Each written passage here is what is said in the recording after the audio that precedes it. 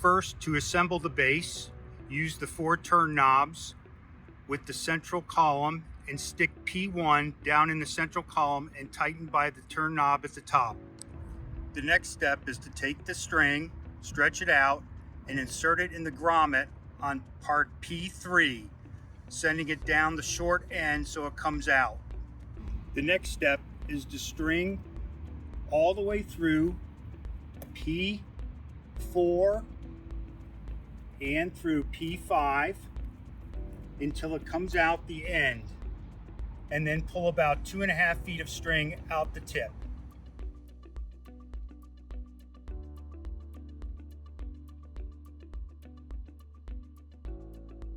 The next part is to tie the ball securely. Notice how you loop it through 2 of the holes in the wiffle ball several times and then tie a knot at the top. This will secure the ball for quite some time on the string. Then insert P3 into P4 and into P5 so that the string is loose and not being pinched when inserted. You now have P3, P4, and P5 all assembled with the ball tied up. Remember that when you put the poles together, make sure that you do not let this string get pulled down into the tubes by the ball. Just grab the string as you're mounting the poles into the stand or when you're taking it off the stand. Now take P2 and place it into P1 in the base and tighten with the hand bolt. Once you have the poles put together, you lift it up, having the very end of the string wrapped around this bottom bolt so that the ball does not pull the string all the way out of the poles where you're going to have to restring it. Insert the entire pole into P2, insert the bolt through, and tighten it loosely.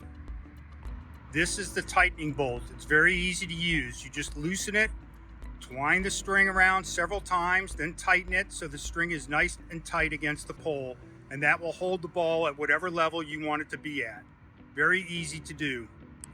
If you're going to disassemble the item and put it in the trunk of your car or move it into the garage when not in use, just remember that the string needs to be held against the post or wrapped a little bit around the grommet so that the ball does not pull the string all the way through to where it has to be rethreaded.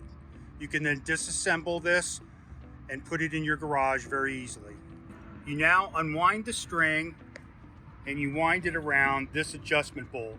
This adjustment bolt has 3 positions. That's the top position, it's in the middle. Down below, which you can't see within the tube, is a 3rd position. This adjusts this up easily by 10 to 15 inches. However, the easiest adjustment is just taking the string, unwinding it, tightening it against this again, and then proceeding to swing at the ball. You can adjust the height of the ball to any level you want. There's plenty of string to do so. Now you can proceed with getting your reps in with the Home Run Trainer.